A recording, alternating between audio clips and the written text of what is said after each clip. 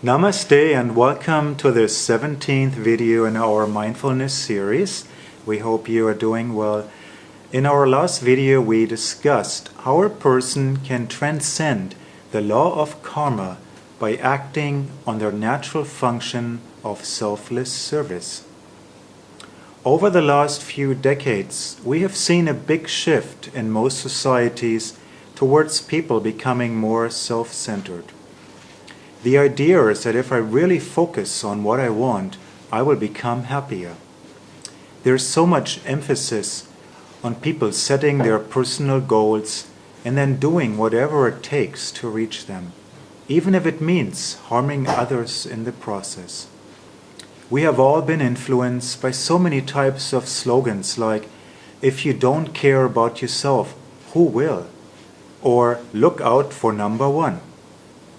When more and more people think they are number one, then naturally we will have societies where there is great conflict. We will view each other as obstacles to move past and as competitors to climb above, instead of viewing each other as friends or someone we should care about. Nowhere is this more evident than in the corporate world, where people often maneuver in many ways so they can become the next manager of a big department. It has become evident that this approach of many people wanting more and more material things and experiences for themselves cannot lead to harmony and peace. Nor is it sustainable in the long run from an environmental point of view. This type of self-centered approach to life is in great contrast to the ancient yoga wisdom, which teaches that we can have harmony and love personally and as societies when we care and serve each other. We all have heard slogans like "Giving is better than taking," or "Leave a place in a better condition than you found it."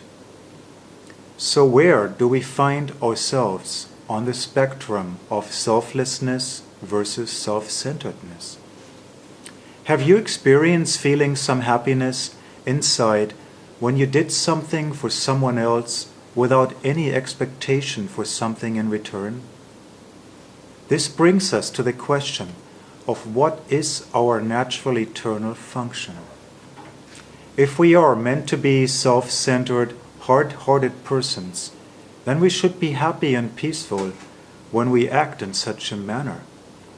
But we all have experienced before how it felt bad to hurt somebody in some way. Actually, we are all eternally servants of the Supreme, and we will find harmony, happiness, and peace when we act on our natural function to serve. This is why we experience some happiness when we are kind to others and offer some service to another person, especially when we do not want anything in return. We are actually all related to each other, being children of the same Supreme Soul. So the topmost goal of our lives should not be how can I get more and more for myself while not even considering how my actions affect others. Rather, we should concern ourselves with how we can be of help to others, how we can assist others. This could be in many small, practical ways. And when possible, we can try to assist others to become more aware of their eternal spiritual nature. This will be the most valuable service we can render to others. Selfless service will give us happiness and peace because it is pleasing to the Supreme to care about others.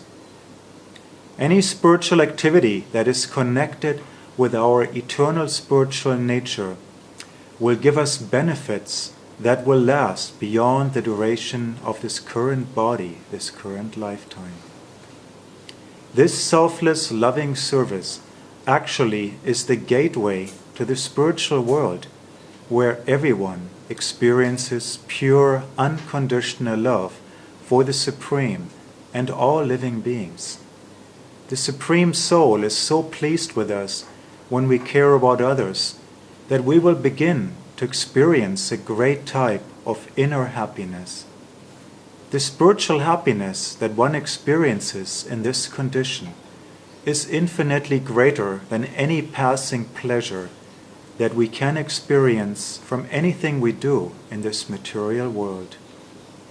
In our next video, we will look in more detail how we can, again, attain pure unconditional love.